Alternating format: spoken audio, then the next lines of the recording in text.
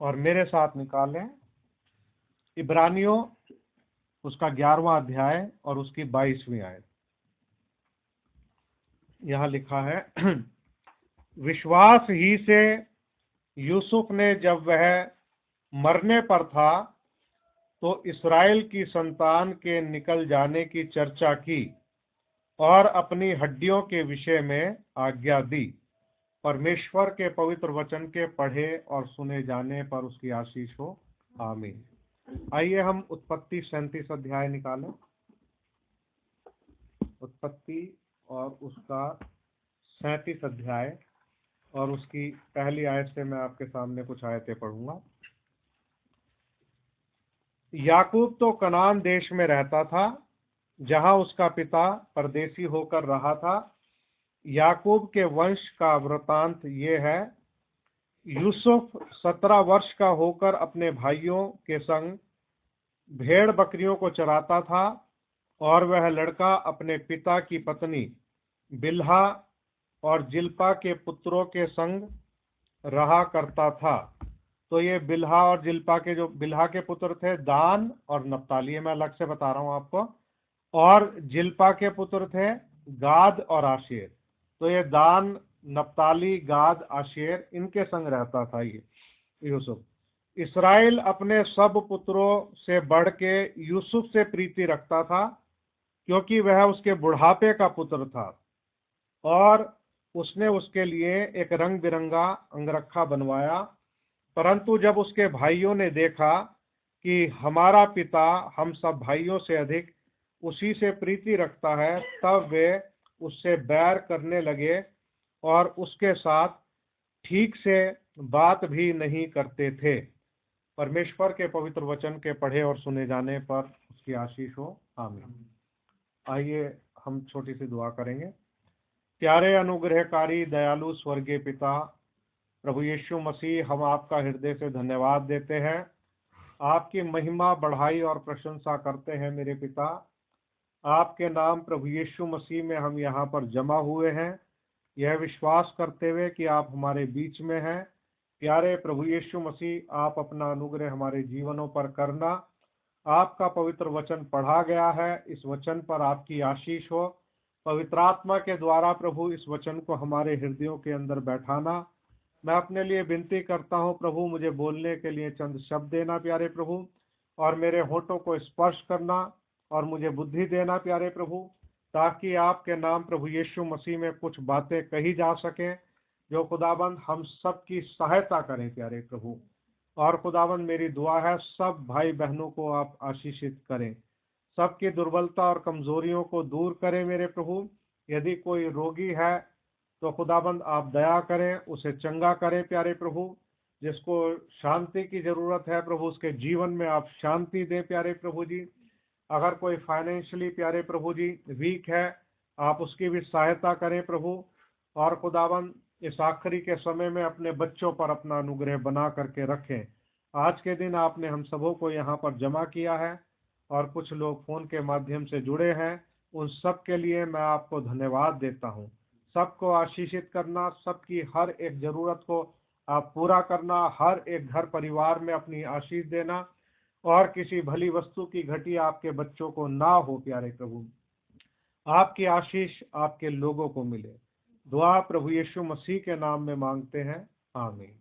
आप लोग बैठ सकते हो, प्रभु आपको आशीष दे। थोड़ा और आगे मैं पढ़ रहा हूँ। यूसुफ ने एक स्वप्न देखा और अपने भाइयों से उसका वर्णन किया, तब वे उससे और भी द्वेष करने लगे। उसने उनसे कहा, जो स्वप्न मैंने देखा है उसे सुनो। हम लोग खेत में पूले बांध रहे हैं और क्या देखता हूँ कि मेरा पूला उठकर सीधा खड़ा हो गया है। तब तुम्हारे पूलों ने मेरे पूलों को चारों तरफ से घेर लिया और उसे दंडवत किया। तब उसके भाइयों ने उससे कहा, क्या सचमुच तू हमारे ऊपर राज्य करेगा? क्या सचमुच तू हम पर प्रभुता करेगा?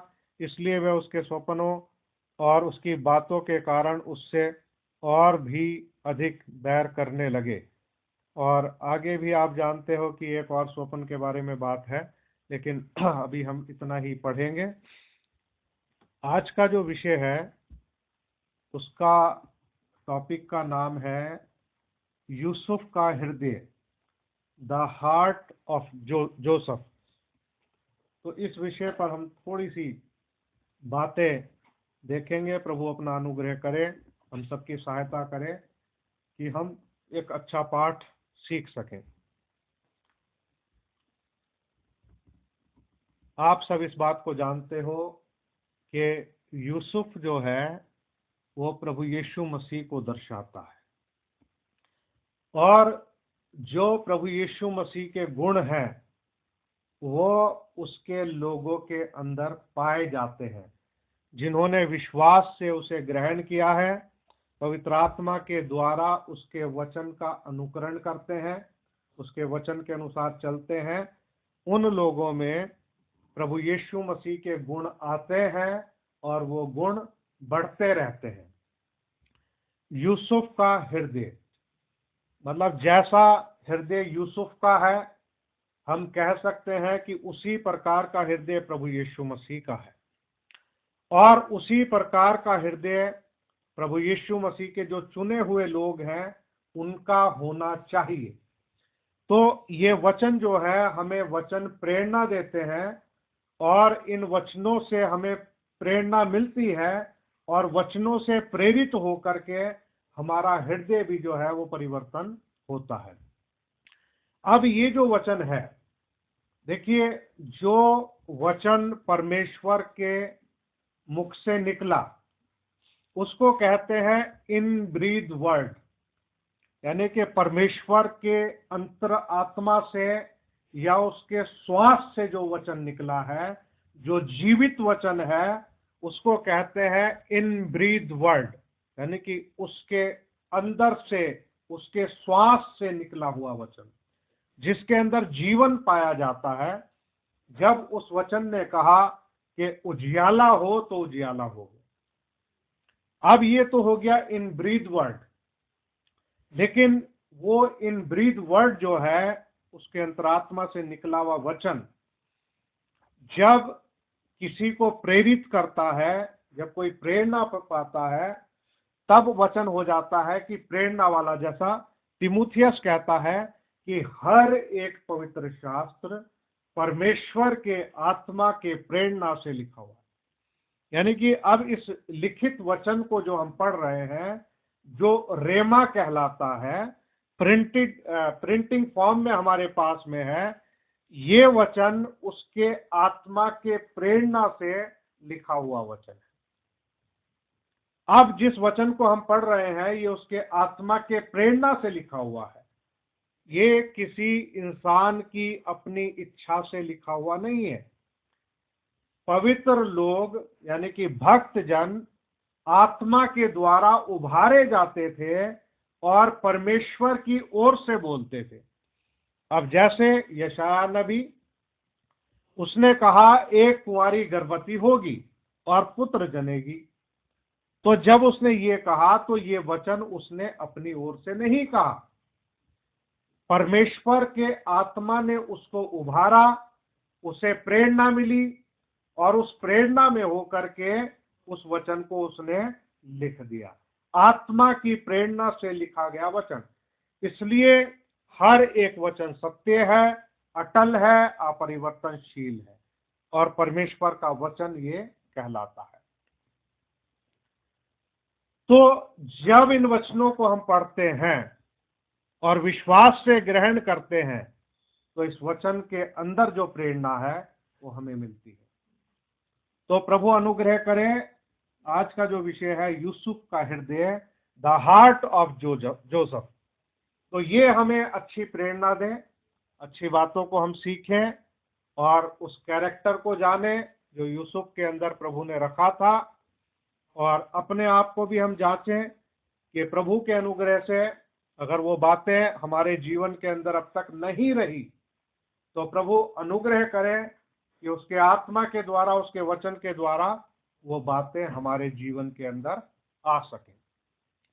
सबसे पहले मैंने आपके सामने वचन का जो लेख पढ़ा है वो पढ़ा है इब्रानियों 11:22, और उसको पढ़ने का एक कारण है, जिस उद्देश्य से मैंने उसे पढ़ा है क्योंकि यूसुफ जो है वहां पर याकूब की संतान को जो है इकट्ठा करता है और उनके निकल जाने की चर्चा करता है। तो एक तो बात उनको रिमाइंड कराता है कि भाई हाँ, परमेश्वर एक दिन तुम्हें यहाँ से आजाद करेगा और कनान देश में ले जा करके बसा देगा, एक ये बात। और दूसरी बात वो कहता है अपनी हड्डियों के विषय में कि मैं तो मरने पर हूं और जब मैं मर जाऊंगा तो मेरी हड्डियों को मिस्र देश के अंदर मत दफनाना, मुझे कनान देश में ले जाना और उसी स्थान पर दफनाना जो इब्राहिम ने मोल ली थी और जहां पर सारा को दफन किया गया, जहां इसहाक याकूब ये सब दफन हुए, वहीं पर मुझे दफनाना, मेरी हड्डियों को मिस्र में ना छोड़ना। तो इस पॉइंट पे भी हम आएंगे, लास्ट में आएंगे, लेकिन अभी हमने इन बातों को यहाँ पर पढ़ा है। तो सबसे पहली बात, विषय हमारा है यूसुफ का हृदय। यूसुफ जो है ये याकूब के बुढ़ापे का पुत्र था और याकूब यूसुफ से जो है वो प्रीति रखता था, क्योंकि आप सब इस बात को जानते हैं कि यूसुफ जो है राहेल से प्रीति रखता था।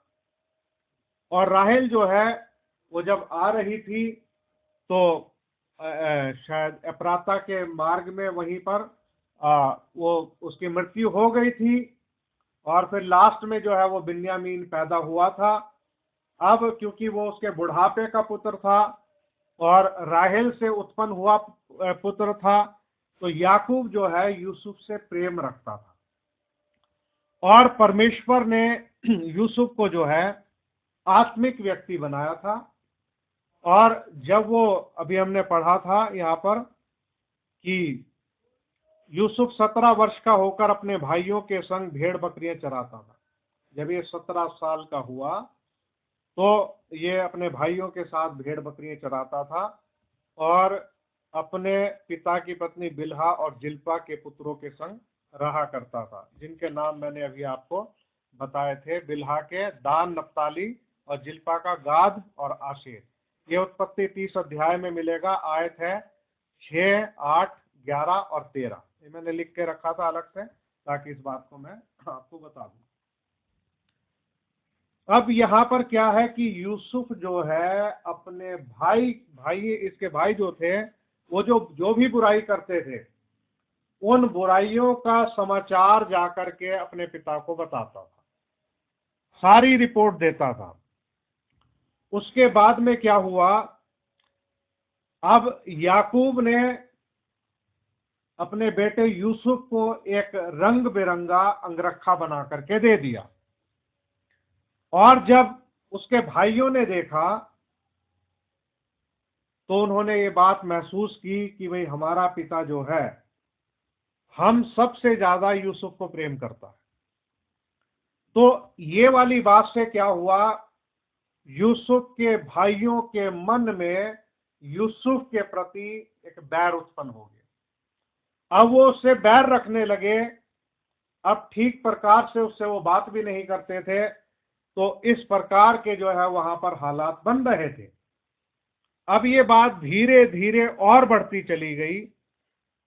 अभी यूसुफ ने सपना देखा और जब इसने सपना देखा तो अपने सपने का वर्णन अपने भाइयों से कर दिया और बता दिया कि हम लोग पूले लगा रहे हैं और मेरा पूला सीधा खड़ा हो गया, तुम्हारे पूले झुके हुए हैं। अब मजे की बात आप ये देखिए कि यूसुफ के भाइयों को उस स्वप्न का अर्थ मालूम था, उसका अनुवाद उनके पास आ चुका था और वो जान गए और कहने लगे क्या सचमुच में ये हमारे ऊपर प्रभुता करेगा। उसके बाद में उसने एक और जब स्वप्न देखा और वो स्वप्न क्या था, तब उसके भाइयों ने उससे फिर उसने एक और स्वप्न देखा। ये 37 की 9वीं आयत से पढ़ रहा हूं। और अपने भाइयों से उसका भी यो वर्णन किया, सुनो मैंने एक और स्वप्न देखा है कि सूर्य और चंद्रमा और 11 तारे मुझे दंडवत कर रहे हैं। तो अब यहाँ पर जो है उसके माता पिता भी आ गए और सारे भाई आ गए। ये मतलब हम अब याकूब भी इस बात को कहता है कि भाई ये कैसा सपना तूने देखा, क्या तेरी माँ और मैं भी तुझे दंडवत करेंगे, इस प्रकार की उसने याकूब ने बात कही। लेकिन उसने यूसुफ की उन बातों को अपने हृदय के अंदर रख लिया। अब यहां पर कंडीशन कैसे क्या हो रही है, सबसे पहली बात, यूसुफ के भाई उससे पहले ही बैर रखते थे। अब आपसे अगर कोई बैर रखने लगे और आपके साथ कोई ठीक से बात ना करे तो आपके दिल पर उसका कैसा असर होगा। भाई इस बात को तो मैंने अनुभव से जाना है, नाम तो नहीं लूंगा, अच्छा नहीं लगेगा। अभी मैंने कुछ अपने मतलब नजदीकी कहूंगा, नजदीकी लोगों को देखा, भाई उनसे कहने पर भी उन्होंने मेरे से बात नहीं की। मैंने कहा चलो और कोई बात सुनाओ, कोई बात बताओ, चलो बिल्कुल जैसे सांप सूंघ गया हो, बस दुआ सलाम तक तो सीमित है, जय मसीह की या शालोम, इतना सीमित है। तो आप ये सोचिए कि अगर कोई आपसे ठीक से बात ना करे तो आपके दिल पे क्या बीतेगा। आपके साथ भी ऐसा हुआ होगा कि भाई किसी ने आपसे बैर, बाबू पैर नीचे रखो, तो आपसे जो है किसी ने मान लो बैर किया हो, आपसे ठीक से बात ना की हो, तो ये बातें जो है दिल के अंदर आकर के ठहर जाती हैं। इनको तो निकालना पड़ता है कि भाई चलो वो बैर रखता है, रखता, कोई बात नहीं, हम उससे बैर नहीं रखेंगे। अब अगर कोई दूसरा ही बात ना करना चाहे तो हम जबरदस्ती जाके थोड़ी अपना सिर फोड़ेंगे, ऐसा भी नहीं है। लेकिन अपने हृदय को हमने साफ सुथरा रखना है। लेकिन हाँ, ये एक पेन तो है इस संसार में कि आप किसी के साथ बुराई नहीं कर रहे, आप उसके साथ अच्छा ही कर रहे हो, आपने उसके साथ बहुत भलाइयां की हो, बुरे वक्त में आप उसके काम आए हो, तो ऐसे में भी अगर आपके साथ में ऐसा व्यवहार हो तो आप क्या करोगे। अब यूसुफ का हृदय जो है, हमारा टॉपिक है the heart of Joseph, Yusuf का हृदय। अब यूसुफ का हृदय इन सब बातों को मतलब अनुभव कर रहा है, झेल रहा है कि उसके भाई उससे बैर रख रहे हैं और उसके भाई ठीक से उससे बात भी नहीं कर रहे हैं। आप समझे इस बात को। यूसुफ के भाई, अब उसके देखिए, वो भी तो एक इंसान है। यूसुफ यूसुफ एक इंसान है, उसके पास एक हृदय है। अब वो अपने हृदय में महसूस कर रहा है कि कौन व्यक्ति मेरे साथ कैसा व्यवहार कर रहा है। अब जब उसने वो स्वप्न बता दिया, उस सपने के कारण तो कि भाई ऐसा होगा, और जब पिता वाला सपना भी पता चल गया तो कि क्या ऐसा होगा, मतलब उसके आत्मिक होने की वजह से, उसके सपनों के कारण उसके भाई उससे और भी बैर रखने लगे, और भी ज्यादा बैर रखने लगे। अब देखिए, अब उनके दिमाग में जो है ऐसे विचार आने लगे कि भाई अब हम इसको जो है मार देंगे, और सारे भाई जो है उन्होंने एका कर लिया था लगभग लगभग। तो जब वो गया वहां पर, पिता ने कहा जा उसके उनके हालचाल देख करके आ, यूसुफ से बोला। तो यूसुफ गया, जब मिला तो दूर से देख करके ही कह रहे हैं कि वो आ रहा है स्वप्न देखने वाला, और अब देखेंगे कि भाई इसके सपनों का क्या हल होगा। बहुत कहता है कि मैंने ऐसे सपने देखे, ऐसे सपने देखे। जब वो नजदीक आया, उसके हाथ पैर बांध करके उसको उसमें सूखे कुएं में डाल दिया। उसमें पानी नहीं था, उस कुएं में उन्होंने उसको डाल दिया। अब वहां पर जो है उनकी प्लानिंग चल रही थी उसको मारने की। लेकिन इन भाइयों में से एक भाई था, वो उसको बचाना चाहता था और छुड़ा के पिता तक पहुंचाना चाहता था। अब उसको भी जरा हिम्मत से काम लेना था इस काम को करने के लिए, क्योंकि विरोध तो कर नहीं सकता था। अब एक बंदा जो है 10 का अगर विरोध करेगा तो 10 उसको भी मार डालेंगे। कि ठीक है भैया, तुझे भी डालते हैं कुएं में, आजा। तो आप ये देखिए, उन्होंने ये पक्का प्लान कर लिया था कि वो उसको मार देंगे जान से।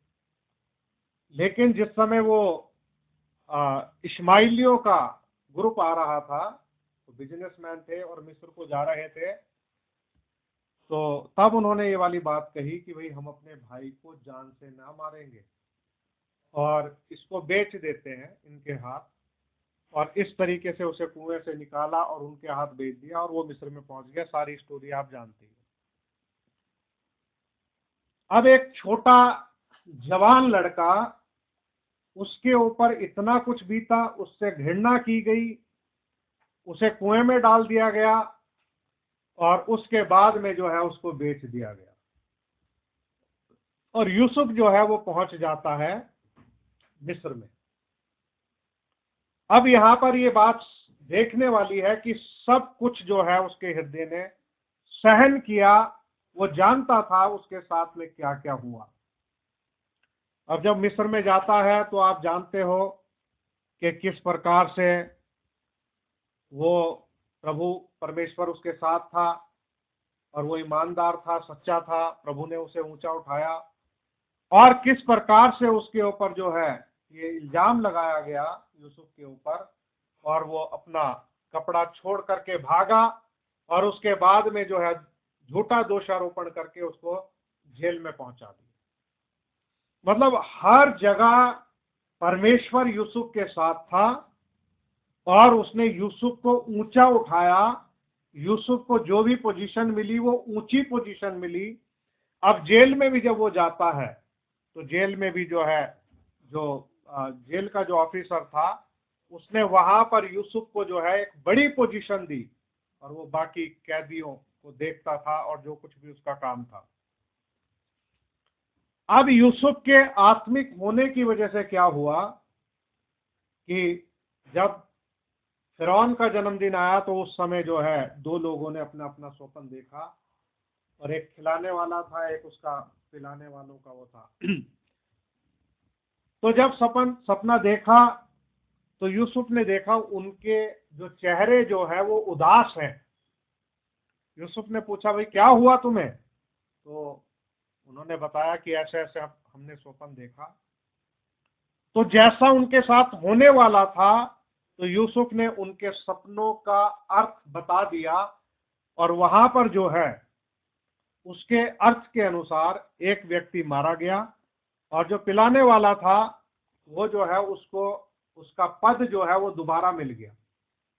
यूसुफ ने उसे कहा था कि भाई जब तू बाहर जाए तो मुझे याद रखना, और क्योंकि इस जेल में जो मैं हूं, जो मैं सजा भुगत रहा हूं, मैंने ऐसा कुछ नहीं किया कि मुझे यहां पे होना चाहिए, मैं निर्दोष हूं, मुझे याद रखना।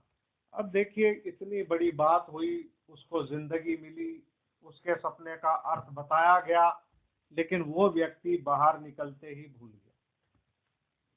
उसे याद नहीं आया इस बात के बारे में कि भाई हाँ, उसने कहा था इस बात को याद रखना। वो अपने पद पे नियुक्त हो गया, भूल गया यूसुफ कौन है। यहां पर हम एक पॉइंट नोट करेंगे, ध्यान में रखेंगे।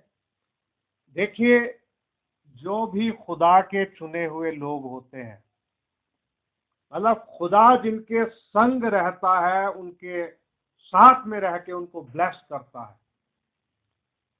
आप कहीं भी क्यों ना हो, खुदा आपके साथ में वहां पर होगा, और प्रभु अपने ऐसे आत्मिक गुणों से इंसान को भरता है कि वो चीज किसी और के पास नहीं होती, क्योंकि ये आत्मिक वरदान या आत्मिक गुण या आत्मा के फल हमें किसी मार्केट में नहीं मिल सकते। हम इनको पैसे का दाम चुका के खरीद नहीं सकते। जो बुद्धि थी यूसुफ के पास, वो खुदा ने उसको दी थी, और जो उसका मैनेजमेंट था, प्रभु ने जो उसको गुण दिया था, बुद्धि और ज्ञान दिया था, हमेशा उस बुद्धि और ज्ञान ने उसे ऊपर ही उठाया और सिर बनाया, मतलब हेड बनाया उसने। जैसे बाइबल बताती है कि वो तुम्हें पूंछ नहीं बल्कि सिर बनाएगा। तो यूसुफ को हमेशा प्रभु उसके साथ रहा और उसको ऊंचा उठाया। तो खुदा के लोग, उनके पास में जो आत्मिक जीवन है, खुदा के लोगों के पास, अभी देखिए मैं आपको एक मजेदार बात बताता हूं। अब जब ये शोर शराबा चल रहा था तो लोगों के लिए बड़ा सोचना पड़ता था, मुश्किल होता था कि भाई किसी से अगर हम प्रभु के बारे में बात करें या किसी को प्रभु को की बात बताएं तो भाई शायद मुश्किल होगा। माहौल कैसा बना हुआ है, किससे बोले ना बोले प्रभु के बारे में। अभी ये वाला जो माहौल बना हुआ है युद्ध का, ये माहौल जरूर युद्ध का है, लेकिन प्रचार करने के लिए माहौल अनुकूल है। अनुकूल कैसे है कि जब ये युद्ध की बात होगी, एक तो इसका दुनियावी पहलू है जो इंसान अपने हिसाब से बताता है, एक्सपर्ट बताते हैं, लेकिन एक इसका बाइबल का पहलू है। उनको एक्सपर्ट लोगों को तो ये पता नहीं कि भाई आगे क्या होगा, क्योंकि वो अनुमान लगाते हैं, लेकिन बाइबल जो है, बाइबल सही जानकारी देती है कि भाई कैसे कैसे चीजें चलेंगी और क्या क्या होगा, क्या क्या बदलेगा, क्या क्या चीजें होंगी। तो हमें जो मसीही लोग हैं उनको वचन प्रचार करने का दिलेरी से, हृदय से कोई ना कोई आधार मिल जाता है, क्योंकि इन बातों का जवाब लोगों को कहीं से नहीं मिलेगा, इन बातों का जवाब बाइबल से मिलेगा। और जब बाइबल में युद्ध की बात होती है, यहेजकेल 38:39 की, तब इंसान बता सकता है कि भाई ये युद्ध के हालात क्यों ऐसे बने हुए, क्या कारण है इसका, और क्या क्या कौन कौन से देश हैं, बाइबल में उसके बारे में क्या लिखा है, फिर यीशु मसीह का आना होगा, सीक्रेट कमिंग होगी। ये सारी बातों को बताने का एक आधार मिल जाता है और इंसान निर्भय हो करके, बिना किसी घबराहट के अपनी बात को कह पाता है। हमेशा प्रभु ऐसा मौका देता है अपने लोगों को, और ज्यादा मजबूती के साथ में बात होती है तो सारी बातें मिलकर खुदा के लोगों के लिए भलाई उत्पन्न करती है और कुछ ना कुछ हमें अच्छी शिक्षा देती है, संभल के चलना सिखाती है। अब मैं विश्वास करता हूं कि जैसे अभी ये गैस की किल्लत हुई है, इससे कम से कम इतनी तो अकल लोगों को आई गई है कि भैया हाँ, हम कैसे बचत करें, कैसे सदुपयोग करें, है ना, कैसे बुद्धि से चलें। ये समय और हालात इंसान को सिखाते हैं। तो खुदा के लोग जो हैं अपने आप को जब सुधारते हैं, करेक्ट करते हैं, तो हमेशा के लिए करेक्ट करते हैं। हमारा विषय चल रहा है यूसुफ का हृदय, इसके ऊपर हम बात कर रहे हैं। तो अब यूसुफ पहुंच जाता है कहां पर, मिस्र में, जेल में पहुंच गया। लेकिन उसके आत्मिक वरदान जो है उसे फिरौन की निगाह में लेकर के आ जाते हैं, क्योंकि खुदा ने किसी को ऐसे ही कोई वरदान नहीं दिया, क्योंकि जो खुदा अपने लोगों को देता है उसकी कोई नकल तो कर सकता है, और नकल भी तब होगी जब कोई असली आएगा पहले, लेकिन वैसा कर नहीं सकता। आप चाहे दानियल नबी की, जिस समय दीवार पे लिखा था मने मने तकेल ऊपर सीन, है ना, कहीं भी आप देख लीजिए कि कोई भी उन बातों को बता नहीं सका। अब खुदा जानता था, उसने कहा कि यूसुफ मैं तेरे संग रहूंगा, मैं तेरे संग हूं। हालांकि एक मनुष्य का हृदय बहुत सारी पीड़ाओं को झेल रहा है, अपने छोटे भाई बिन्यामीन से दूर है, अपने पिता से दूर है, अपने भाइयों से दूर है, क्योंकि यूसुफ तो अपने भाइयों से प्रेम करता ही था। क्योंकि यूसुफ की क्या गलती थी, अगर वो आत्मिक है तो है, बात खत्म हो गई। अब ये तो उसको खुदा की तरफ से मिले हुए वरदान है, इसमें वो कुछ नहीं कर सकता। उसका स्वप्न आना या दर्शन आना ये स्वाभाविक बात है उसके लिए, वो अलग तरीके से बनाया हुआ है, वो डिफरेंट है बिल्कुल। अब फिरौन घबरा गया, उसने घबरा करके उठा, फिर सो गया, फिर सपना देखा, चाहे वो बालों वाला सपना हो, चाहे वो गायों वाला सपना हो, अब उसको चाहिए था कि कोई मुझे मेरे सपने का अर्थ बता दे। अब सभी को बुला लिया, जो भी बता सकते थे, सबने हाथ खड़े कर दिए कि हमें नहीं मालूम। अब जो है वो पिलाने वाला जो था उसको अब याद आया कि मेरे स्वप्न का अर्थ जो है उसने बता दिया था।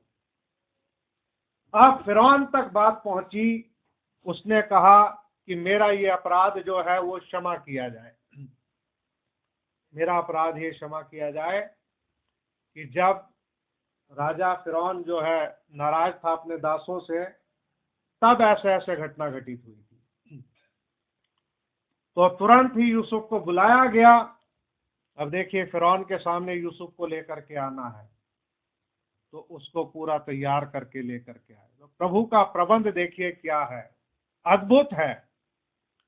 और खुदा के लोगों में खास बात ये होती है कि वो अपने आप से किसी पद को नहीं लेते हैं, है? वो तो अपने आप को पीछे रखते हैं, नम्र और दीन बना करके रखते हैं। उसने सारा उसको मैनेजमेंट तक बता दिया फिरौन को कि भाई ऐसा होने वाला है और इसको भैया मैनेज कर लो। भाई आप बहुत नींद में हो, मुंह हाथ धो लो, अपना पानी पूनी मार के आओ, नहीं तो मुझे भी नींद आ जाएगी। जाओ थोड़ा मुंह हाथ धो लो, पानी पूनी पी लो, अपने आप को जगा लो, आंखें खोल लो, किचन में जाके थोड़ी चीनी चूनी खा लो अगर खानी है तो। तो क्या कह रहा था मैं? हाँ, वो यूसुफ ने सारा मैनेजमेंट बता दिया, सब बता दिया कि पहले बहुत बहुतायत की फसल होगी, उसके बाद में अकाल के 7 साल होंगे, और आप ऐसे ऐसे करके मैनेज कर लीजिए। उसने ये नहीं कहा कि हाँ मैं मैनेज कर लूंगा, मैं बहुत जानता हूँ, मुझे पता है, मैं तो एक्सपर्ट हूँ, खुदा मेरे साथ रहता है, मैं सब कर दूंगा। नहीं। तो जब उसकी बातें सुनी तो फिरौन ने उससे कहा, उन लोगों से कहा, अपने साथियों से, भाई इससे अच्छा में और कहाँ मिल सकता है? क्या कोई इस पुरुष से अच्छा मिल सकता हमें? तो फिरौन देखिए यूसुफ को प्रभु कहाँ पहुंचा रहा, मतलब एक ऐसा हृदय जिसमें इतनी चोट लगी हुई है, मतलब उसकी ईमानदारी की वजह से, उसकी सच्चाई की वजह से भाई जो है मतलब उसका उसके उससे बैर रख रहे हैं, और उन्होंने घृणा की, बेच दिया, कुएं में डाल दिया, और वो अपने पिता से दूर हो गया। उसका बुजुर्ग पिता था, उससे प्रेम रखता था। अब जहां पर वो काम करता था कोई दोष नहीं था, वहां भी इल्जाम लग गया, वो बात, फिर जेल में चला गया, सपनों का अर्थ बता दिया सही सही, उसने भी उसे याद नहीं रखा। मतलब इतने समय तक, अब जब तक मतलब फिरौन ने उसको बाहर नहीं निकलवाया और उसको वो प्रधानमंत्री का पद दे नहीं दिया, तब तक वो इन सब बातों को झेलता ही रहा। लेकिन उसको एक बात मालूम थी कि वे खुदा मेरे साथ है। तो ये बातें बड़ी पेनफुल होती हैं, दुख भरी बातें होती हैं किसी भी हृदय के लिए। जितना उसने झेला है, आप सोचिए कि इंसान जो है बिल्कुल अच्छा इंसान जो है, खुदा का डरने वाला, वो साइलेंट हो जाएगा, बिल्कुल चुप हो जाएगा, खामोश हो जाएगा, वो कुछ बोलेगा नहीं। इतनी चीजें उसके ऊपर बीत गई।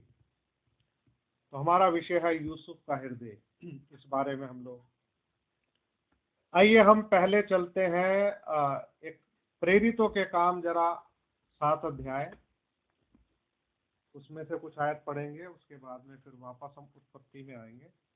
7 अध्याय और उसकी 9वीं आयत से मैं आपके सामने पढ़ूंगा जरा।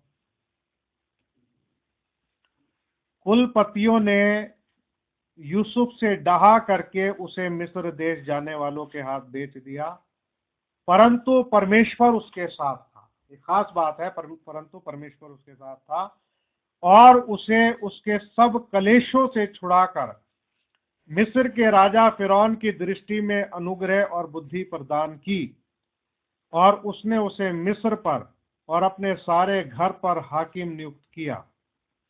तब मिस्र और कनान के सारे देश में अकाल पड़ा, जिससे भारी कलेश हुआ, और हमारे बाप दादों को अन्न नहीं मिलता था। परंतु याकूब ने यह सुनकर कि मिस्र में अनाज है, हमारे बाप दादों को पहली बार भेजा। दूसरी बार यूसुफ ने स्वयं को अपने भाइयों पर प्रकट किया और यूसुफ की जाति फिरौन को मालूम हो गई। तब यूसुफ ने अपने पिता याकूब और अपने सारे कुटुंब को, जो 75 व्यक्ति थे, बुला भेजा। तब याकूब मिस्र में गया और वहां वह और हमारे बाप दादे मर गए।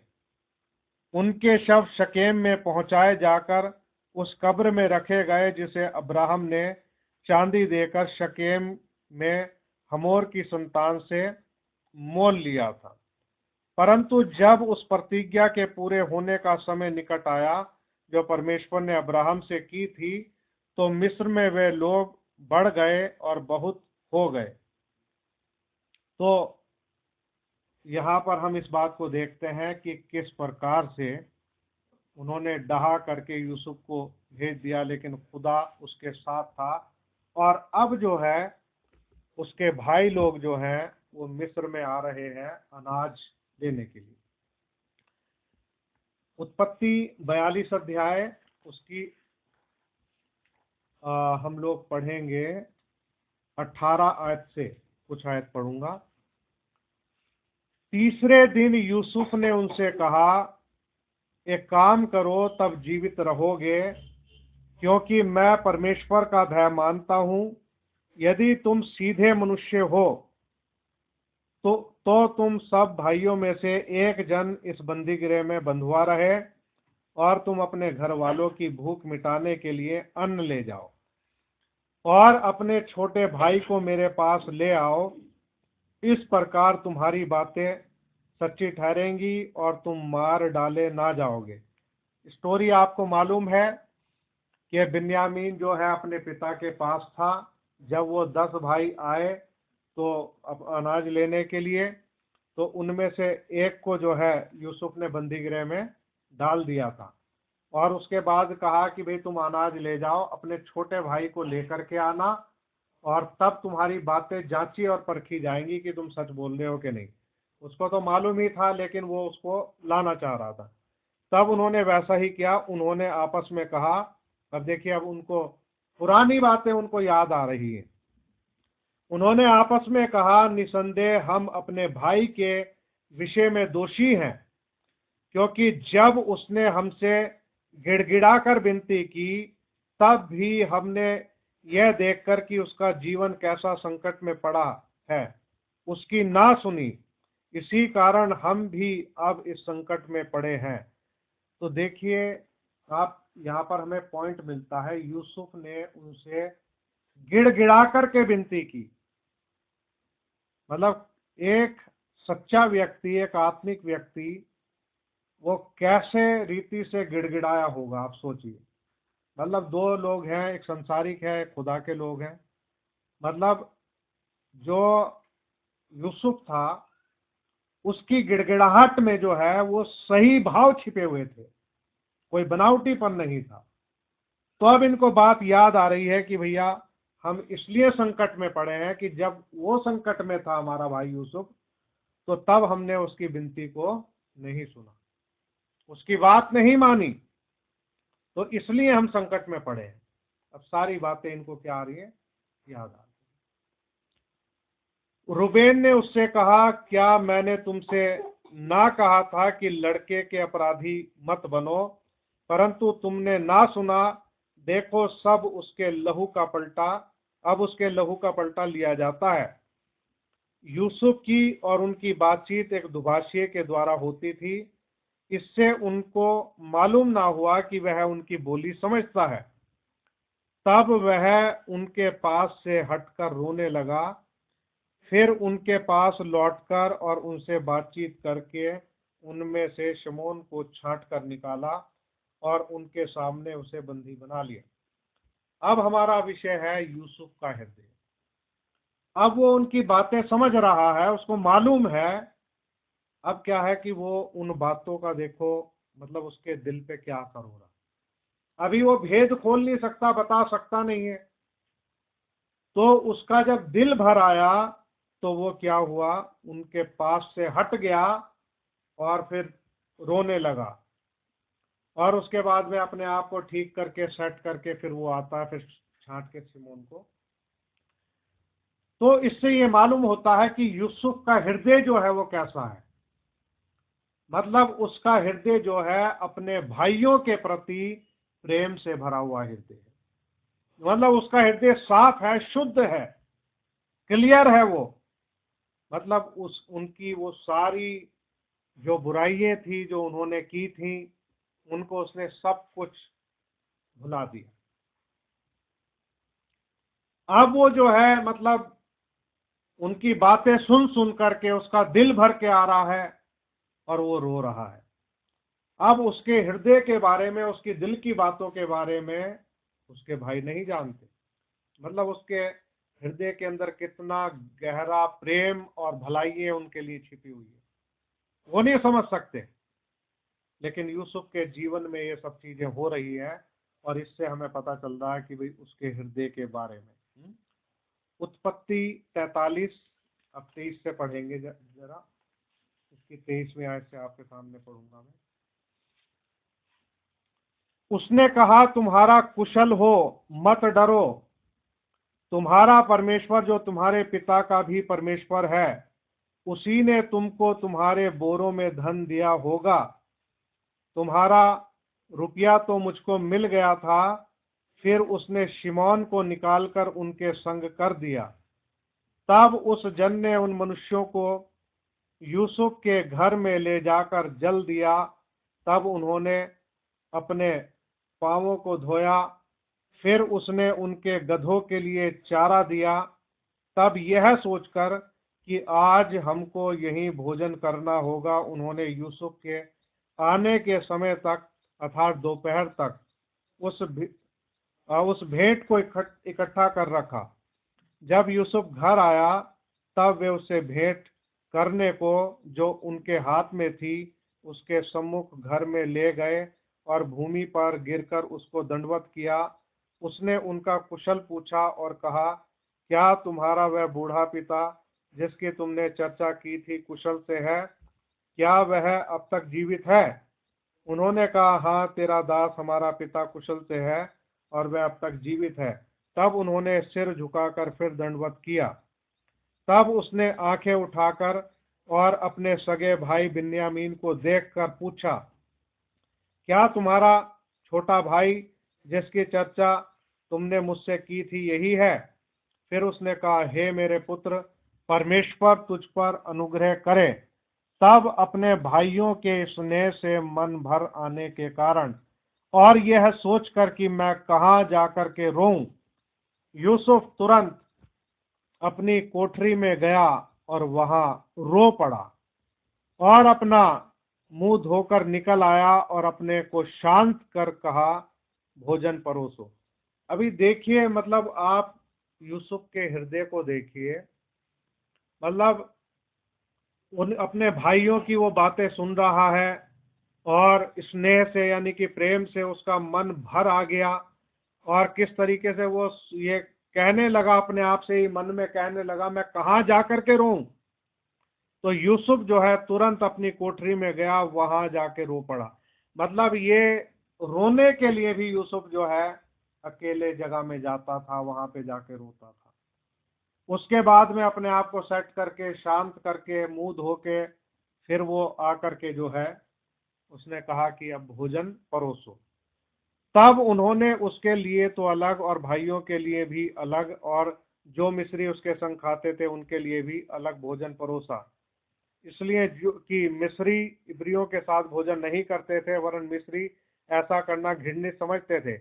और यूसुफ के भाई उसके सामने बड़े बड़े पहले और छोटे छोटे पीछे अपनी अपनी अवस्था के अनुसार क्रम से बैठाए गए। यह देख वह विस्मित होकर एक दूसरे की ओर देखने लगा। तब यूसुफ माफ कीजिए, तब वे विस्मित होकर एक दूसरे की ओर देखने लगे।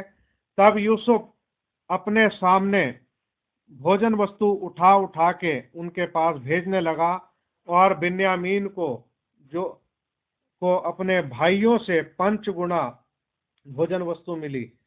इस प्रकार उन्होंने उसके संग मनमाना खाया पिया।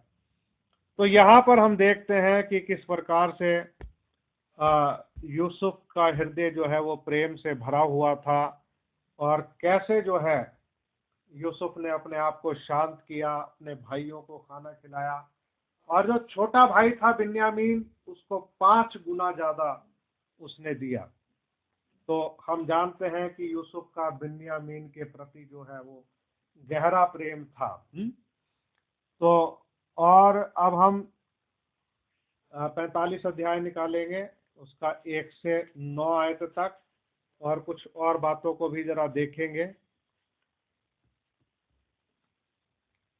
तब यूसुफ उन सब के सामने जो उसके आसपास खड़े थे अपने को और रोक ना सका, और पुकार के कहा, मेरे आसपास से सब लोगों को बाहर कर दो। भाइयों के सामने अपने को प्रकट करने के समय यूसुफ के संग और कोई ना रहा। तो जब यूसुफ अपने भाइयों के सामने प्रकट कर रहा था तो कोई और नहीं था वहां पे। तब वह चिल्ला चिल्ला कर रोने लगा, और मिस्रियों ने सुना, और फिरौन के घर के लोगों को भी इसका समाचार मिला। तब यूसुफ अपने भाइयों से कहने लगा, मैं यूसुफ हूँ, क्या मेरा पिता अब तक जीवित है? इसका उत्तर उसके भाई ना दे सके, क्योंकि वह उसके सामने घबरा गए थे। फिर यूसुफ ने अपने भाइयों से कहा, मेरे निकट आओ। यह सुनकर वह निकट गए। फिर उसने कहा, मैं तुम्हारा भाई यूसुफ हूँ, जिसको तुमने मिस्र आने वालों के हाथ बेच डाला था। अब तुम लोग मत पछताओ, और तुमने जो मुझे यहाँ बेच डाला उससे उदास मत हो, क्योंकि परमेश्वर ने तुम्हारे प्राणों को बचाने के लिए मुझे तुम्हारे आगे भेज दिया है। क्योंकि अब 2 वर्ष से इस देश में अकाल है, और अब 5 वर्ष और ऐसे ही होंगे कि उनमें ना तो हल चलेगा और ना अन्न काटा जाएगा। इसलिए परमेश्वर ने मुझे तुम्हारे आगे इसलिए भेजा कि तुम पृथ्वी पर जीवित रहो, और तुम्हारे प्राणों के बचने से तुम्हारा वंश बढ़े। यहाँ पर आपने देखा, मतलब एक प्रधानमंत्री, मतलब मिस्र का वो प्रधानमंत्री था, अब बहुत हो चुका था, अब वो और अपने आप को रोक नहीं सका, और चिल्ला चिल्ला करके वो रोया। अब देखिए, सारे लोग बाहर थे, तो मिस्रियों ने इस बात को सुना, और उन्हें पता चला कि भाई यूसुफ के भाई आए हैं, और किस प्रकार से यूसुफ का एक अच्छा हृदय था। और यूसुफ अपने भाइयों से इस बात को कहता है कि तुम लोग मत पछताओ और इससे उदास मत हो कि भाई तुमने मेरे साथ में क्या किया, मुझे बेच डाला।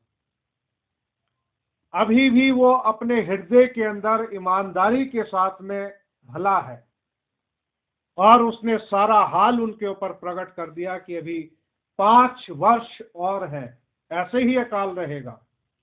अभी कोई हल हुल चलने वाला नहीं है, कुछ भोजन वस्तु मिलने वाली नहीं है। अपने भाइयों को तसल्ली दे रहा है यूसुफ का हृदय, उनको आश्वासन दे रहा है, और उनको ये समझा रहा है कि तुमने जो बुराई की है उसमें परमेश्वर ने भलाई की है, ताकि तुम जीवित रहो, तुम्हारा वंश पृथ्वी पर बचा रहे। देखिए, हार्ट ऑफ जोसेफ, यूसुफ का हृदय। अभी जब हमारा हृदय किसी के साथ में जैसा का तैसा करने का हमारा मन करे कि भैया इसने ऐसा किया था, हम भी इसके साथ ऐसा ही करेंगे, यानी कि जैसे को तैसा है।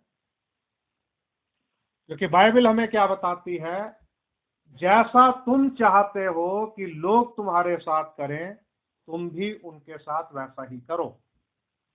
बाइबल ये नहीं सिखाती कि जैसे को तैसा, ऐसा हमें करने की आज्ञा नहीं है, लेकिन जैसा हम चाहते हैं कि लोग हमारे साथ करें, हमें उनके साथ वैसा करना चाहिए।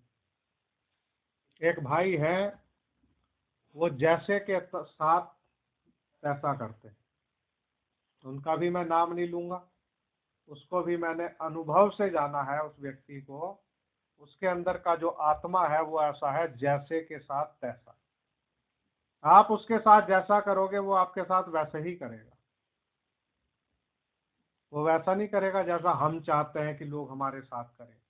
मतलब कठोर हृदय वाला व्यक्ति है, जैसे के साथ तैसा करने वाला।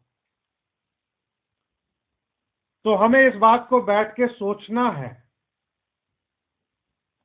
कि क्या हम बुराई का बदला बुराई से देते हैं या बुराई का बदला भलाई से देना चाहिए। इस बात को हमें सोचना है कि जो हमारे साथ बुरा करते हैं, क्या हम उनके साथ भला करते हैं या भला विचार रखते हैं। जब हम यूसुफ के हृदय के बारे में जानते हैं तब हमें ये जानकारी मिलती है कि उसका हृदय अपने पिता के प्रति, भाइयों के प्रति या उसके कुटुंब में जो भी लोग थे उन सब के प्रति प्रेम से भरा हुआ था और नम्र हृदय था। यानी कि वो अपने हृदय से सब चीजों को भुला चुका था। लेकिन आप इस बात को देखिए कि पहले जमाने में क्या होता था। पहले जमाने में ये होता था कि अगर पिता जीवित है, पिता के जीते जी कोई भी व्यक्ति ये कोशिश नहीं करता था कि भाई वो किसी को मार दे, मर्डर कर दे। मतलब ये काम कैन ने तो किया हाबिल को मार के। लेकिन हम ये देखते हैं कि जो एसाव जो था, एसाव अपने दिल को धीरज दे रहा था और वो ये सोच रहा था, मन में कह रहा था कि मेरा पिता बूढ़ा हो गया है, इसहाक जो है मेरा पिता बूढ़ा हो गया है, भाई ये जरा पहुंच जाए या ये सो जाए, अपने लोगों में मिल जाए, उसके बाद मैं याकूब को घात करूंगा। एसाव का ऐसा विचार था कि जब तक मेरा पिता जीवित है तब तक मैं याकूब को नहीं मारूंगा। उसकी वजह क्या थी? उसकी वजह यही थी कि अगर वो उसके जीते जी उसके साथ वैसा करता तो पिता की तरफ से उसे श्राप झेलना पड़ता है। तो इसलिए मन को क्या दे रहा था? धीरज दे रहा था। तो पिता होगा ही नहीं तो क्या श्राप देगा, क्या आशीष देगा है? तो इस प्रकार का उसका विचार था। अभी ये जो इन लोगों ने बुराइयां की हैं, यूसुफ के भाइयों ने जो बुराइयां की हैं उसके साथ में, इनके हृदयों के अंदर अभी डर बैठा हुआ है। अभी वो यूसुफ की जो फीलिंग है, उसके हृदय की फीलिंग जो है, उसको वो समझ नहीं पा रहे हैं। उनके हृदय के अंदर अभी डर बैठा हुआ है, अंदर गहराई के अंदर बैठा हुआ है। वो डर क्यों बैठा है? क्योंकि अभी उनका पिता जिंदा है, पिता जीवित है, इसलिए अभी उनके अंदर डर बैठा हुआ। आप देखिए कि हम क्या किसी की फीलिंग से नहीं समझ सकते किसी बात को? यूसुफ जो है उसने सबको बाहर कर दिया, मिस्रियों को। जब अपने आप को अपने भाइयों पे प्रकट किया, उनको बोला मैं तुम्हारा भाई यूसुफ हूं, और चिल्ला चिल्ला के वो रोने लगा। अब वो कितना अपने आप को रोके? पहले रोना आ रहा था, मन भर गया, जाके अकेले में रो लिया, दोबारा रो लिया। अभी उनके सामने तो उसका रोना हुआ नहीं। अब उनके सामने उसका रोना एक ही बार हुआ तो उसने पूछा कि आप तुम्हारा बूढ़ा पिता जीवित है? अब अपने आप को डिक्लेयर करता, भाई मैं यूसुफ हूं तुम्हारा भाई। और भाई वो अपने आप को रोक नहीं सका और चिल्ला चिल्ला के वो जो है रोया। भाई घबरा गए, अरे ये यूसुफ है, अब तो भाई ये हमें पलटा लेगा, मारेगा। घबरा गए। उसने कहा पास आओ, मेरे पास बुला करके उसको तसल्ली दी, सारे भाइयों को समझाया। ये यूसुफ का हृदय था क्योंकि उसके हृदय के अंदर प्रेम था और वो जो था आत्मिक था। सिस्टर जी वो फोन वहां से हटा लो, गिर पड़ेगा नीचे, फिर पैसे लगेंगे आपके। सुरक्षित जगह रखा करो चीजों को। तो क्या कह रहा था मैं? हाँ, तो अभी भी उनके हृदयों के अंदर जो है डर बैठा हुआ है। तो इस बात को भी हम लोग पढ़ लेते हैं, और ये 50 अध्याय में मिलेगा, और 14 से 21 आयत तक मैं आपके सामने पढ़ूंगा। उत्पत्ति 50, 14 से 21। अपने पिता को मिट्टी देकर यूसुफ अपने भाइयों और उन सब समेत जो उसके पिता को मिट्टी देने के लिए उसके संग गए थे, मिस्र लौट आया। जब यूसुफ के भाइयों ने देखा कि हमारा पिता मर गया है, तब कहने लगे, कदाचित यूसुफ अब हमारे पीछे पड़े और जितनी बुराई हमने उससे की थी सबका पूरा पलटा हमसे ले। इसलिए उन्होंने यूसुफ के पास ये कहला भेजा, तेरे पिता ने मरने से पहले हमें यह आज्ञा दी थी, तुम लोग यूसुफ से इस प्रकार कहना कि हम विनती करते हैं कि तू अपने भाइयों के अपराध और पाप को क्षमा कर। हमने तुझसे बुराई की थी, पर अब अपने पिता के परमेश्वर के दासों का अपराध क्षमा कर। उनकी ये बातें सुनकर यूसुफ रो पड़ा। अब देखिए, पिता मर गया, अब ये सारे मिट्टी दे करके वापस आ गए। अब ये लोग जो हैं अब फिर अपने आप को सामने लेके आ रहे हैं और बता रहे हैं कि भाई ऐसी ऐसी बात हुई थी। अब ये सारी बातें सुन के यूसुफ जो है फिर रो पड़ा। मतलब एक इंसान जो है कैसे इस बात का भरोसा दिलाए कि भाई उसका हृदय साफ है, उसके हृदय में बुराई नहीं है, वो पलटा लेने के लिए नहीं आया है? मतलब वो सारी एक लंबी चैप्टर जो है लिखा है, जो बताया गया, लेकिन अब जो है फिर उनके हृदय में वो डर आ गया कि कदाचित वो अब हमारे पीछे पड़े। तो यूसुफ फिर रो पड़ा। और हम यहाँ देखते हैं, और उसके भाई आप भी जाकर उसके सामने गिर पड़े और कहा, देख हम तेरे दास हैं। यूसुफ ने उनसे कहा, मत डरो, क्या मैं परमेश्वर की जगह पर हूं? मतलब देखिए कितना गहरा पॉइंट उसने मतलब बोला। मतलब अब वो जो है अपने आप को उनके सामने जो रख रहा है, मतलब एक इंसान के तौर पर रख रहा है, उनके भाई के रूप में रख रहा है। वो अभी यहाँ पर ये नहीं कह रहा कि भाई मैं फिरौन हूँ, माफ कीजिए फिरौन हूँ, मैं प्रधानमंत्री हूँ मिस्र का। वो अपने ऊंचे पद की, वो सारी ताकत के बारे में कुछ नहीं बात कर रहा उनसे। अब यहाँ पे वो कह रहा है कि भाई क्या मैं परमेश्वर की जगह पर हूँ? यद्यपि अब उनको बता रहा है, अब समझा रहा है, यद्यपि तुम लोगों ने मेरे लिए बुराई का विचार किया था, परंतु परमेश्वर ने उसी बात में भलाई का विचार किया, जिससे वह ऐसा करे जैसा आज के दिन प्रकट है, कि बहुत से लोगों के प्राण बचें। इसलिए अब मत डरो, मैं तुम्हारा और तुम्हारे बाल बच्चों का पालन पोषण करता रहूंगा। इस प्रकार उसने उनको समझा बुझाकर शांति दी। अब देखिए वो उनको समझा बुझा करके अब शांति दे रहा है, और उसके हृदय से ये सारी बातें जो है वो निकल रही है। जैसा यूसुफ का हृदय था, वैसी बातें यूसुफ के हृदय से जो है वो बाहर निकली। अब यूसुफ जो है फिर कहता है 24वीं आयत, यूसुफ ने अपने भाइयों से कहा, मैं तो मरने पर हूं, परंतु परमेश्वर निश्चय तुम्हारी सुधि लेगा और तुम्हें इस देश से निकालकर उस देश में पहुंचा देगा जिसके देने की उसने अब्राहम, इसहाक और याकूब से शपथ खाई थी। फिर यूसुफ ने इस्राएलियों से ये कहकर कि परमेश्वर निश्चय तुम्हारी सुधि लेगा, उनको इस विषय की शपथ खिलाई कि हम तेरी हड्डियों को यहां से उस देश में ले जाएंगे।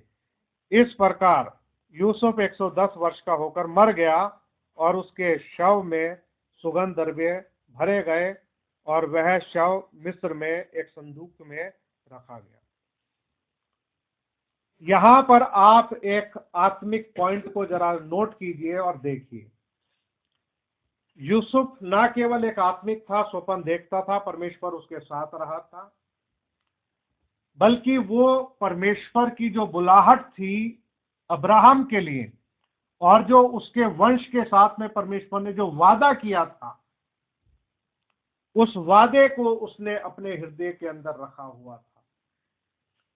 उसके हृदय के अंदर ये वादा रखा हुआ था। अब देखिए, यहां पर एक मैं बात आपको बताऊं कि अगर हम यूसुफ के साथ बहुत सारी बुराइयां हुई, लेकिन उसने क्या किया, उनके साथ में भलाई की, और एक दूसरे के साथ में इंसान जुड़ा हुआ है, और एक दूसरे के लिए कुछ ना कुछ बेहतर इंसान करता है।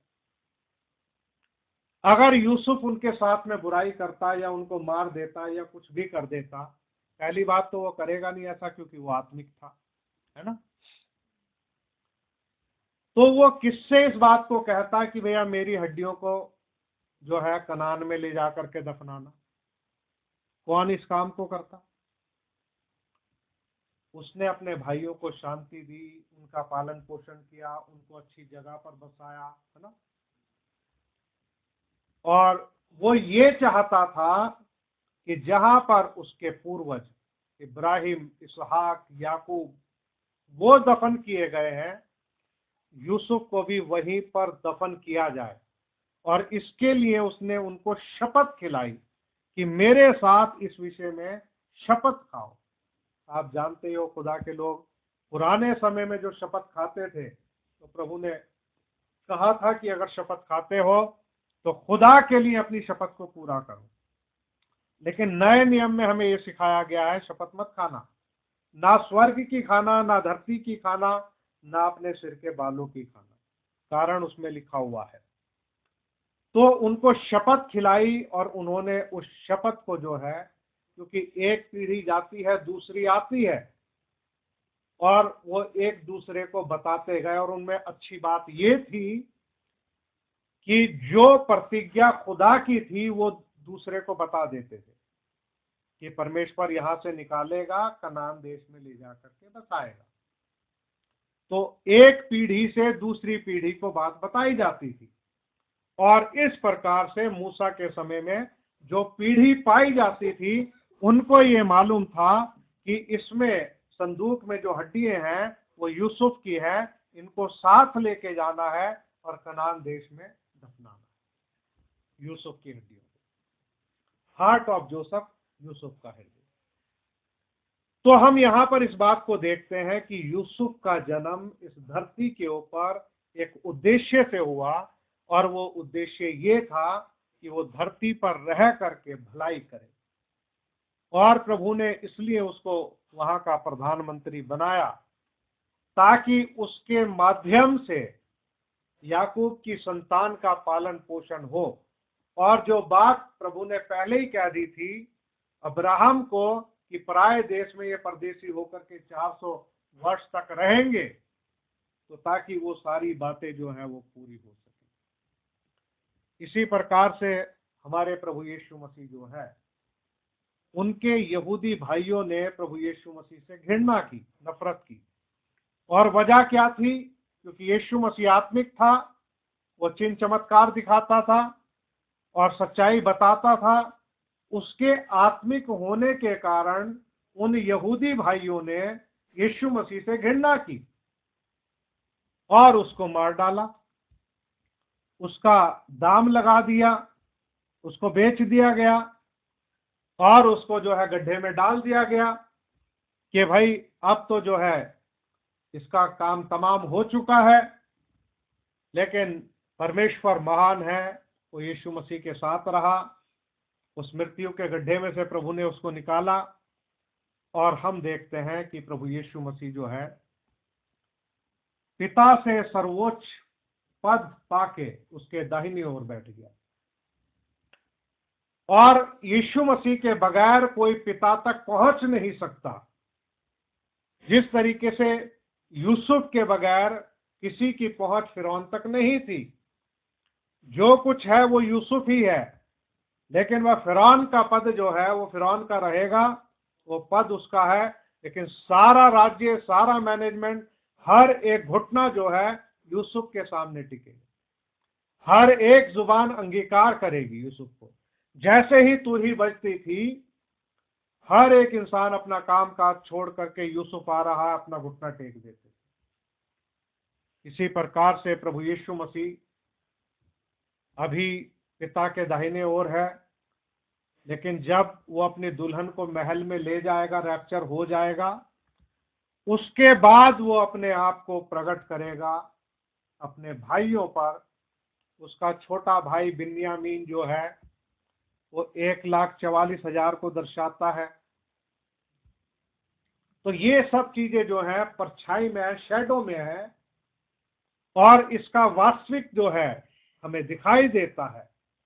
तो प्रभु यीशु मसीह को घृणा की गई, उससे बैर किया गया, उसे सताया गया, उसे तरह तरह की बातें बोली गई, लेकिन कभी भी प्रभु यीशु मसीह ने किसी को बुरे से व्यवहार नहीं किया।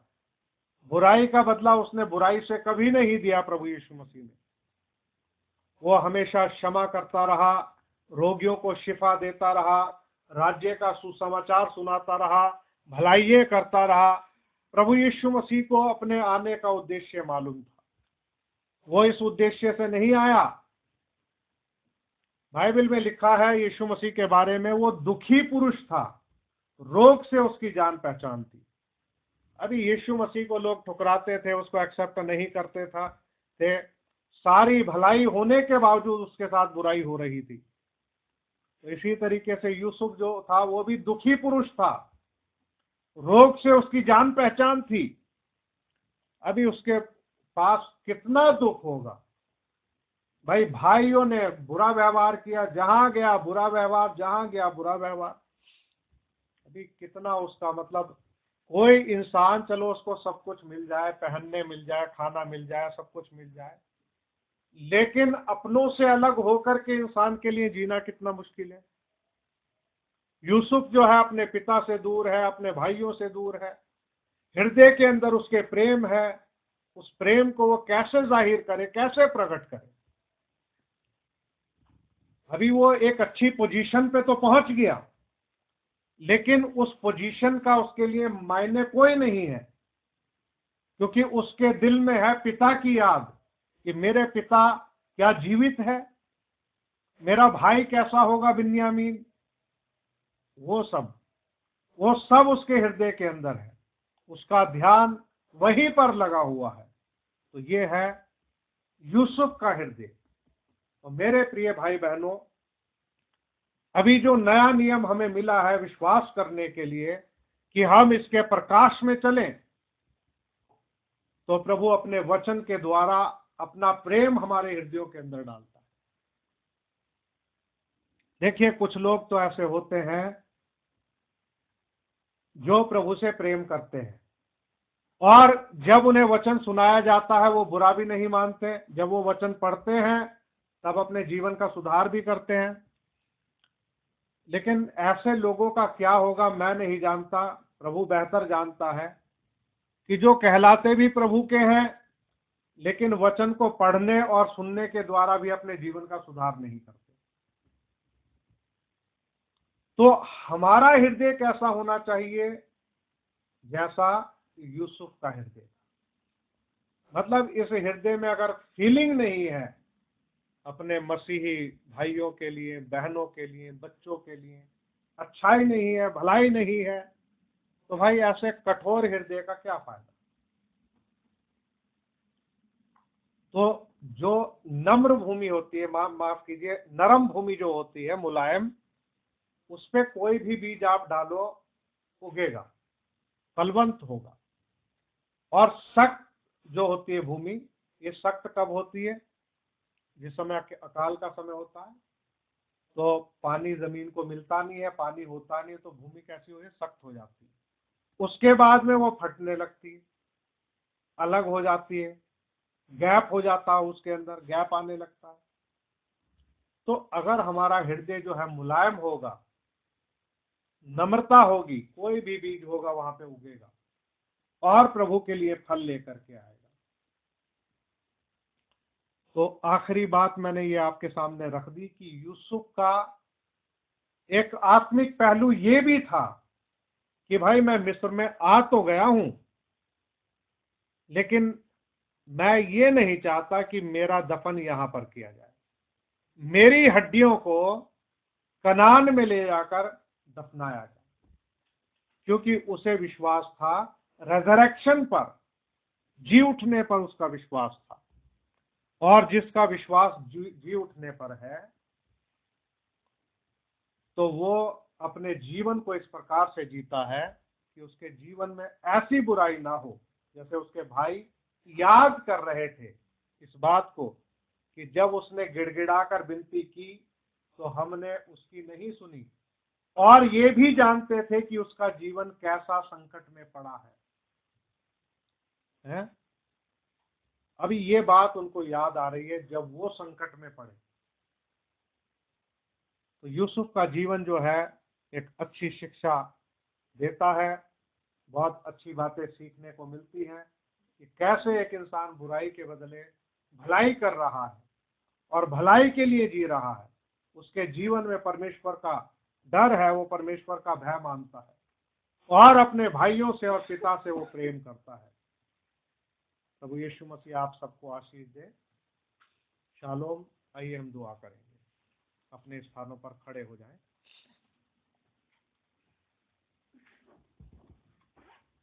आजा बेटा, दुआ करेंगे। प्यारे अनुग्रहकारी दयालु स्वर्गीय पिता, आपका हृदय से धन्यवाद देते हैं। आपकी महिमा बढ़ाई और प्रशंसा हो मेरे पिता। हम सारा आदर महिमा आपको देते हैं, क्योंकि आप सारे आदर महिमा स्तुति के योग्य हैं। प्रभु आपकी बढ़ाई हो। प्यारे पिता, हम धन्यवाद देते हैं इस अच्छे कैरेक्टर के लिए जिसे आपने वचन के अंदर रखा है, ताकि इसके द्वारा हमें अच्छी प्रेरणा प्राप्त हो सके। प्यारे पिता, हम आपका हृदय से धन्यवाद देते हैं प्रभु इस बात के लिए प्रभु। और खुदावन, जबकि हम ये विश्वास करते हैं कि सिद्धता के नमूने को यूसुफ दर्शाता है प्रभु, और आज हम इस संसार के आखिरी समय में हैं प्यारे प्रभु, और हालात कुछ ऐसे ही हैं दुनिया के। आपसे हम ये विनती करते हैं प्रभु जी कि आप हमारे जीवनों पर अपना अनुग्रह करें, हम पर दया करें प्रभु। हम खुदावन एक अच्छे हृदय के साथ में इस दुनिया के अंदर जीवन बिता सके प्यारे प्रभु, और हमारे जीवन के अंदर से प्रभु अच्छाई और भलाई प्रकट हो प्रभु। आपके गुणों को हम प्रकट कर सकें, और जिस प्रकार से यूसुफ ऐसा विश्वास करता था, उसके हृदय में रेजरेक्शन के लिए आशा थी। हम भी प्यारे प्रभु जी रेजरेक्शन की आशा रखते हुए प्रभु अपने जीवन को जी सके प्यारे प्रभु। प्रभु हमारी सहायता करें आप, कि अगर आज तक प्रभु हमने बुराई के बदले बुराई की हो, प्रभु आप दया करें कि इस कैरेक्टर से हम बुराई के बदले भलाई करना सीख जाएं प्रभु। और खुदाबंद अपने भाइयों को खुदाबंद हम शांति दे सकें प्यारे प्रभु जी, और प्रेम कर सके प्रभु। और खुदाबंद उस अपने हृदय के उस प्रेम को, हृदय में पाई जाने वाली माफी को एक्सप्रेस कर सके प्रभु जी। खुदाबंद आप सहायता और मदद करें, और अपने अनुग्रह और दया का हाथ रखें प्रभु। आज का ये संदेश हमारे जीवनों के लिए लाभकारी हो प्रभु। सभी भाई बहनों को बहुत आयत से आशीष देना। मेरे पिता, मैं दुआ करता हूँ आपके बच्चों को किसी भली वस्तु की घटी ना हो प्रभु। आप इनके घर के अन्न जल पर अपनी आशीष देना प्रभु जी। और जो भी चीजों की शॉर्टेज है मेरे प्रभु, मैं दुआ करता हूँ प्रभु कि आपके बच्चों पर आपका ऐसा अनुग्रह हो कि खुदाबंद हर एक चीज को प्रभु जो इस्तेमाल की है आपके हाथों में देते हैं प्रभु। आप ब्लेस करें प्यारे प्रभु जी। खुदाबंद होने दे आपकी दया से हर घर में प्रभु यीशु चूल्हा जल सके प्रभु जी। और खुदाबंद आप ही प्यारे प्रभु उन इस्तेमाल की चीजों को ब्लेस करें प्रभु, और अपना अनुग्रह करें मेरे प्रभु, क्योंकि आप अनुग्रह में धनी है, सब कुछ करने में सक्षम है, सामर्थी है, सृष्टि करता है प्रभु। आपके बच्चों की आशा प्रभु आप पर है, उनकी निगाहें आपकी ओर लगी है प्रभु। मेरी प्रार्थना है प्रभु, जैसा आपने अपने वचन में कहा कि आज के लिए आज का दुख काफी है, कल का दिन अपनी चिंता आप कर लेगा। मेरे पिता, अपने वचन से अपने बच्चों को आप तसल्ली दें कि इनका किसी का मन ना घबराए, ये परेशान ना हो, ये व्याकुल ना हो प्यारे प्रभु जी। खुदाबंद मेरी दुआ है प्रभु, जहां जहां भी दिक्कत परेशानी ज्यादा है प्रभु, और जहां जहां भी आपके बच्चे रहते हैं मेरे प्रभु, आप उन्हें आशीषित करें, उन्हें ब्लेस करें। आज भी आप उनके लिए यहोवा यिरे हैं प्रभु जी। खुदावंद होने दे कि आपका प्रतिज्ञा किया हुआ हर एक वचन विश्वासी के जीवन में प्रभु जी पूरा हो जाए प्रभु जी। मेरी दुआ है खुदावंद, आपकी ब्लेसिंग प्रभु आपके लोगों को मिले। आप अनुग्रह करें मेरे पिता, अपने बच्चों को ब्लेस करें प्यारे प्रभु जी। खुदावंद किसी भली वस्तु की घटी ना हो प्रभु। मेरी दुआ है अपने बच्चों को स्वस्थ रखें प्रभु जी। हर एक आवश्यकता को प्रभु आप देते हैं, पूरा करते हैं, मांगने से पहले ही जानते हैं। हम आपका धन्यवाद देते हैं प्रभु जी। दुआ करते हैं प्रभु कि अगर आपके अनुग्रह की दृष्टि हो तो प्यारे प्रभु जी, इस लड़ाई को प्रभु आप शांत करें और खुदावंद अपने बच्चों को राहत दे प्यारे प्रभु। खुदावंद हम जानते हैं जो आपके वचन में लिखा है, जो खुदावंद होना है प्यारे प्रभु जी, वो तो खुदावंद टल नहीं सकता प्रभु जी। लेकिन खुदावंद अगर आपके अनुग्रह की दृष्टि हो, और प्रभु हम समय को नहीं जानते प्रभु ये कितना आगे बढ़ेगा, लेकिन आपका अनुग्रह हम चाहते हैं प्रभु, और यही चाहते हैं कि सिर्फ और सिर्फ आपकी इच्छा पूरी हो, आपके बच्चों पर आपकी दया और करुणा हो प्रभु जी। खुदावंद आपके बच्चे आनंदित और मगन रहें, शांति में रहें प्रभु जी, और खुशहाल रहें प्रभु जी। खुदावंद सबके साथ होना, भला चंगा और स्वस्थ रखना, और सबकी जरूरतों को आप पूरे करता रहना प्रभु जी। आज के संदेश के लिए सारा आदर महिमा आपको देते हैं। इस प्रार्थना को प्रभु यीशु मसीह के नाम में मांगते हैं, आमीन और आमीन। अब हमारे प्रभु यीशु मसीह का अनुग्रह अब से लेके हमेशा तक कुल ईमानदारों पर और इस छोटे से झुंड पर होता रहे, आमीन। प्रभु आप सबको आशीष दे। सभी भाई बहनों को शालोम।